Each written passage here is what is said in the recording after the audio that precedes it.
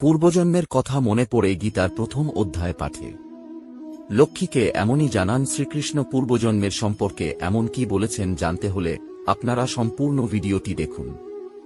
হিন্দু ধর্ম অনুসারে গীতা অত্যন্ত গুরুত্বপূর্ণ একটি গ্রন্থ। স্বয়ং শ্রীকৃষ্ণের মুখনিসৃত বাণী এখানে গ্রন্থিত আছে বলে মনে করা হয়। যারা গীতার প্রথম অধ্যায় পাঠ করেন, শোনেন ও নিজের জীবনে অভ্যাস করেন, তাদের এই ভবসাগর পার করতে কোনো সমস্যা হয় না। মনে করা হয় প্রথম অধ্যায় পাঠ করলে পূর্বজন্মের সঙ্গে জড়িত কিছু বিষয় মনে পড়ে ব্যক্তির। জীবনচক্রের সঙ্গে পুরনো কর্মের নিবিড় সম্পর্ক রয়েছে। এমন বহু উদাহরণ পাওয়া গিয়েছে যেখানে ব্যক্তি নিজের পূর্বজন্ম সম্পর্কে জানিয়েছে। শাস্ত্রমতে গীতায় মানুষের জীবনের সার নিহিত। মহাভারতের যুদ্ধে পাণ্ডুপুত্র অর্জুনকে কিছু উপদেশ দিয়েছিলেন কৃষ্ণ। সেই উপদেশ মেনেই অবশেষে কুরুক্ষেত্রের যুদ্ধে জয়ী হন পাণ্ডবরা। পুনর্জন্মের তাৎপর্য আত্মার পুনর্স্থাপনের মধ্যেই খুঁজে পাওয়া যায়। গীতার প্রথম অধ্যায় পাঠ করে পুনর্জন্মের সঙ্গে জড়িত কিছু চমকপ্রদ বিষয়ের উল্লেখ পাওয়া যায়। মনে করা হয় প্রথম অধ্যায় পাঠ করলে পূর্বজন্মের সঙ্গে জড়িত কিছু বিষয় মনে পড়ে ব্যক্তির।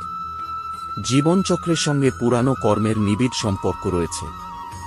এমন বহু উদাহরণ পাওয়া গিয়েছে যেখানে ব্যক্তি নিজের পূর্বজন্ম সম্পর্কে জানিয়েছে।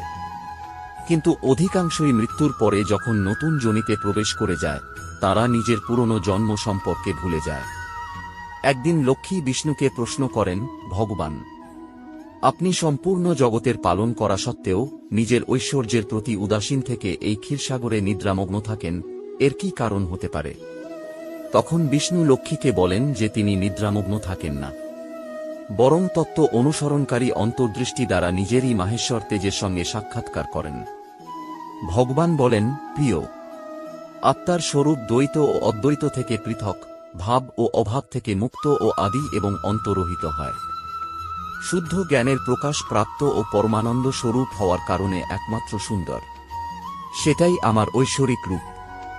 আত্মার একত্বই সকলের দ্বারা জানার যোগ্য। গীতাশাস্ত্রে এরই অনুবাদ হয়েছে। বিষ্ণুর কথা শুনে লক্ষ্মী বলেন, গীতার এই অনুবাদ আমিও জানি।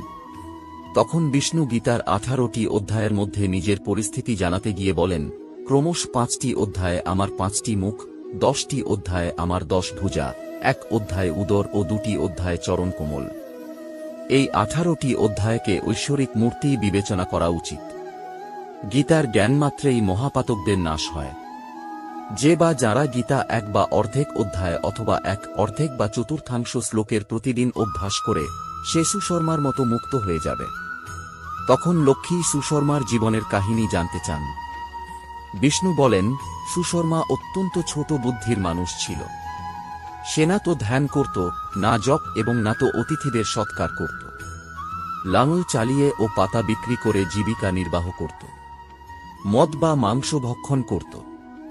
এভাবে জীবনের দীর্ঘ সময় কাটিয়ে দেয় সে।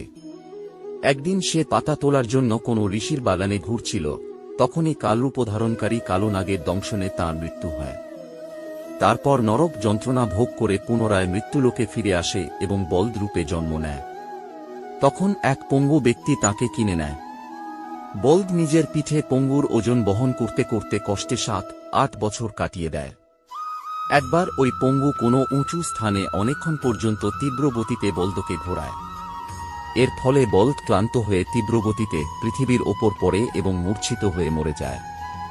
সে সময় সেখানে অনেকে একত্রিত হয়ে যায়। একত্রিত লোকজনের মধ্যেই একজন বলদের কল্যাণ করার জন্য নিজের পুণ্য দান করেন। সেই ভিড়ে এক পতিতাও ছিল। নিজের পুণ্য সম্পর্কে তার কোনো জ্ঞান ছিল না, তা সত্ত্বেও সকলের দেখাদেখি ওই বলদের জন্য কিছু ত্যাগ করে। যমরাজের দূত সেই মৃত প্রাণীকে প্রথমে যমপুরী নিয়ে যান। সেই পতিতার দেওয়া পুণ্যে সে পুণ্যবান হয়ে যায়, তখন তাকে ছেড়ে দেওয়া হয়। ভূলোকে এসে উত্তম কুলশীল ব্রাহ্মণের ঘরে জন্মগ্রহণ করে। সে সময়ও সে পূর্বজন্মের কথা মনে রেখেছিল। বহুদিন পর জিজ্ঞাসু হয়ে সে ওই পতিতার কাছে যায় এবং তার দানের কথা জানিয়ে জিজ্ঞেস করে, তুমি কোন পুণ্য দান করেছিলে? পতিতা জানায়, ওই খাঁচায় বন্দি টিয়া প্রতিদিন কিছু পড়ত, তা শুনেই আমার অন্তর্মন পবিত্র হয়ে যায়। তারই পুণ্য আমি তোমার জন্য দান করেছিলাম। এরপর দুজনেই টিয়াকে জিজ্ঞেস করে, তখন সেই টিয়া নিজের পূর্বজন্মের স্মরণ করে প্রাচীন ইতিহাসের বর্ণনা দেওয়া শুরু করে। টিয়া পাখি বলতে শুরু করে, পূর্বজন্মে বিদ্বান হওয়া সত্ত্বেও অভিমানে মোহিত ছিলাম। আমার রাগদ্বেষ এত বেড়ে গিয়েছিল যে গুণবান বিদ্বানদের প্রতিও ঈর্ষা ধরে রাখি। তারপর সময় অনুযায়ী আমার মৃত্যু হয়। আমি একাধিক ঘৃণিত লোকে ঘুরতে লাগলাম। তারপর এই লোকে আসি। সদ্গুরুর অত্যন্ত নিন্দার কারণে টিয়ার কুলে আমার জন্ম হয়। পাপী হওয়ার কারণে ছোট অবস্থাতেই মাতৃপিতৃ বিয়োগ ঘটে। একদিন গ্রীষ্ম ঋতুতে পথে পড়েছিলাম। সেখান থেকে কিছু ঋষিমুনি আমাকে তুলে নেন এবং মহাত্মাদের আশ্রয়ে একটি আশ্রমের খাঁচার মধ্যে রেখে দেয়। সেখানেই আমাকে পড়ানো হয়। ঋষি বালকরা আদরের সঙ্গে গীতার প্রথম অধ্যায় আবৃত্তি করত। তাদের কাছ থেকে শুনে আমিও বারংবার পাঠ করতে শুরু করি। এরপর এক চোর আমাকে চুরি করে নেয়। তারপর এই দেবী আমাকে কিনে নেন।